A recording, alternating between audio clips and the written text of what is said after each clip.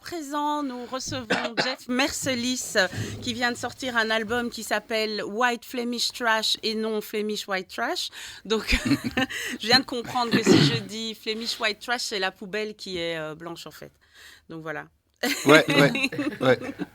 Donc, comment vas-tu, Jeff? Très bien, heureux d'être ici. Mais oui, en tout cas, je te remercie aussi d'être là. Donc, c'est un album que j'ai vraiment beaucoup aimé et on a déjà passé un morceau en début d'émission qui s'appelle Lucky, qui est mon morceau préféré de l'album. Ah ouais. Et après ça, on écoutera No Future que tu as choisi aussi. Peux-tu un peu nous expliquer qui tu es? Donc, tu es auteur, compositeur, interprète, tu viens de Turnout et tu t'es retrouvé dans un programme qui s'appelle Humo's Rock Rally en 1992 avec des noms importants comme Deus, etc.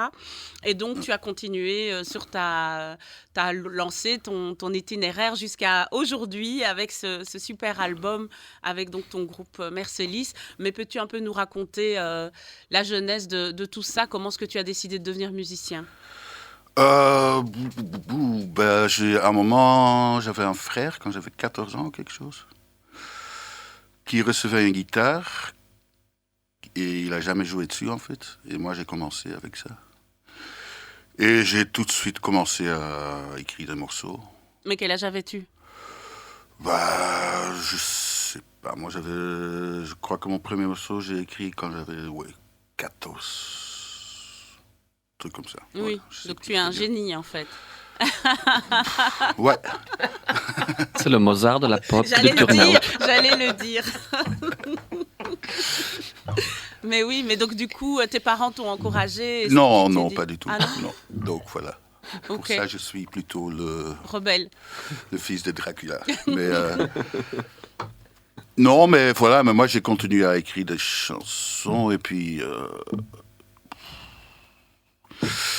Quand j'ai quitté la maison à 18 ans, j'ai encore fait des études de théâtre, 1 an, et puis langue germanique encore 1 an. Et puis j'ai dit, là, ça suffit. Oui. Je suis assez éduqué maintenant Pour vivre de ta pour passion vivre de ma et passion, suivre ouais. tes rêves. Mais oui, tu as bien Das ist fait. genug. Il y a- Et donc, oui, tu as eu d'autres groupes avant de créer ton groupe Mercelis. Comment ça s'est passé, l'évolution? Comment est-ce que tu en es venu à te dire, j'ai envie d'avoir mon propre groupe À l'école, j'ai eu quelques petits groupes, mais pas beaucoup vraiment. Mhm. Et puis j'ai participé, j'ai envoyé une cassette, c'était encore avec des cassettes en 92. J'avais juste enregistré avec un petit dictaphone 3 morceaux que j'ai envoyé au Rock Rally. Et j'étais sélectionné. Et là, je jouais encore solo. Et après la finale, j'ai trouvé des musiciens. J'ai commencé ma première version de Mercelis. Oui, d'accord, très bien. Et donc comment est-ce que tu pourrais définir cet album-ci? Parce que tu as mis quand même, il y a eu un trou de 16 ans, c'est bien ça, entre Ouais. le précédent album et celui-ci. Et donc cet album-ci, c'est, tu vois, cette formule qu'on entend tout le temps, l'album de la maturité, ou je sais pas. Est-ce qu'il y a quelque chose De la vieillesse même. Oui, comment est-ce que tu ressens cet album? Pourquoi est-ce qu'il t'a fallu autant de temps pour le sortir? Pour différentes raisons. J'avais fait 2 albums. Et puis, ils n'avaient pas vraiment bien marché. Puis, j'ai encore fait des autres albums qui ne sont jamais sortis. Donc... Et entre-temps, j'avais trouvé aussi pas mal de travail comme pour musique de film Oui, c'est ça. et de théâtre et de danse. Exactement, tu travailles pour d'autres projets aussi. Ouais. Et donc, ça te permet du coup, de vivre de ton art, j'imagine. Ça te permet de compenser les moments. Difficilement, mais ça va. Oui, Ouais. c'est ça. Et donc, qu'est-ce que tu pourrais nous dire du coup de cet album? Donc, par exemple, la chanson Lucky, comment est-ce qu'elle est née? Comment as-tu eu envie de composer cette mélodie?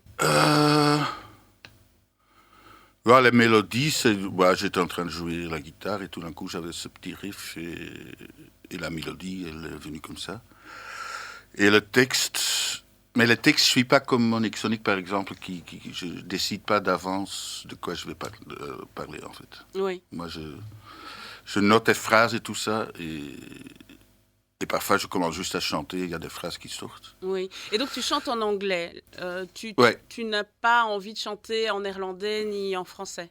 J'ai fait quelques morceaux en néerlandais et quelques morceaux en français, dont une est reprise par Oui. Sonic. Ah oui, laquelle? Que faire sur notre album Oui. est écrit par Jeff Mercelis. D'accord.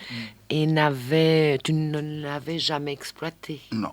Ah, c'est vrai. Mais donc voilà, il nous l'a donné et on le remercie publiquement. Merci ce beaucoup. jour. Mais je vous remercie aussi d'avoir... On te le rendra vraiment en bon état. Hein. Ouais. Mais Impeccable. Ok. vraiment, mieux que l'original. Parfois, ça arrive, effectivement. C'est bien de pouvoir s'approprier un morceau parce que du coup, ça donne un univers, une ampleur que parfois on n'a pas quand on compose soi-même la chanson, quoi. Puisque toi, tu t'appropries évidemment en chantant avec ta voix, etc. Et puis, il y a la façon dont vous jouez les instruments qui fait que tout à coup, ça donne une autre couleur au morceau. Ouais. Et donc, on passe de Lucky à No Future. Donc, qu'est-ce qui s'est passé? No Future, ça c'est... J'avais... Voilà, je réfléchissais un peu comment les choses se passent dans ce monde. Oui. Et voilà, des petits trucs comme acheter une imprimante qui est le jour après que de garantie est partie. Oui. Mais aussi les choses comme Internet, au début c'était complètement libre, soi-disant, et ça allait, ça allait être un truc, une liberté dans ce monde et tout ça.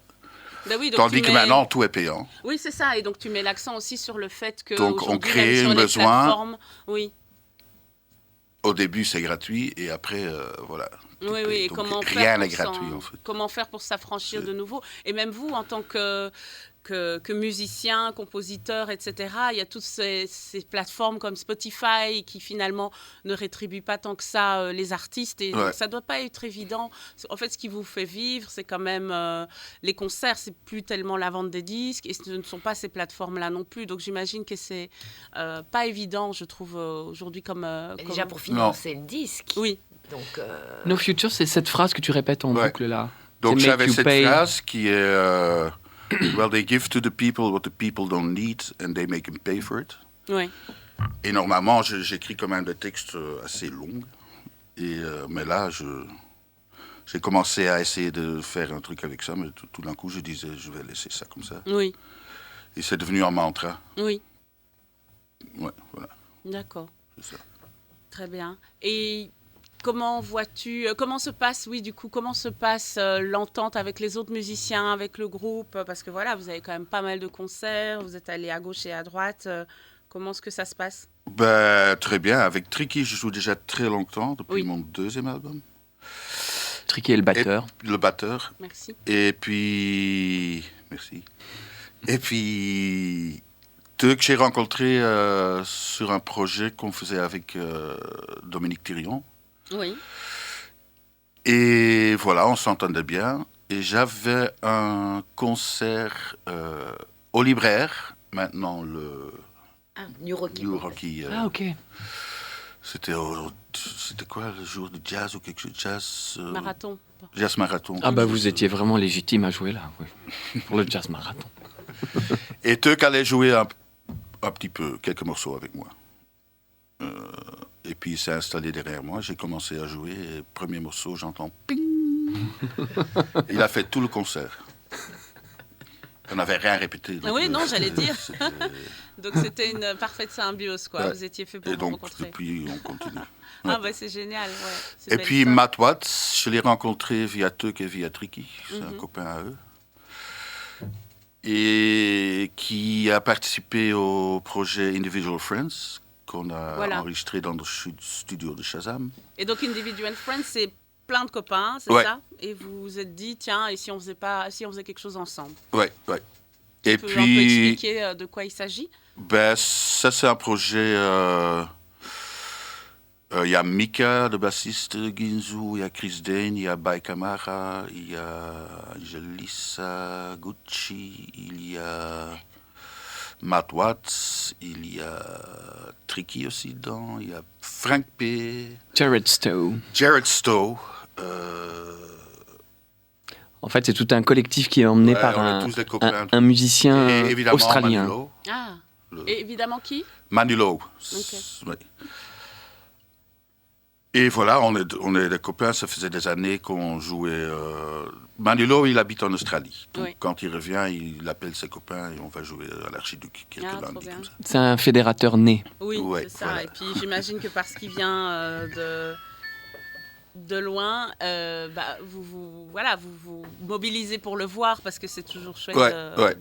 d'avoir un copain qui revient de loin, quoi. Oui. Et puis, à la fin, on s'est dit pourquoi pas une fois faire un album. Oui, oui. D'accord. Et ça s'est très bien passé. Donc. Ouais. Et donc tu es dans d'autres formations, hein. J'essaye de lire le texte parce qu'il y a aussi, si je ne me trompe, I Hate Camera, voilà, c'est ça. ça c'est un collectif d'impro Ouais. qui est géré par Rudy Trouvé, anversois, qui fait plein de choses. Il est peintre aussi. Il était au début le premier guitariste de Deus. Mhm. Et puis il a évolué. Il fait 5 disques par an, différents projets. Et donc tu as un t-shirt où il est écrit Nozak, Ah oui. le quad. Notre sac, le quad. Ouais. Ça c'est. On est 3 musiciens et on fait une sorte de soundscape sur de la poésie de Yann Duchesne. Mhm, d'accord. Quad, c'est quand on est fâché, c'est ça? Ou pas? Oui. Et Nozak, Et notre sac, c'est nécessaire. nécessaire. Ok, d'accord. Bon, bah chouette.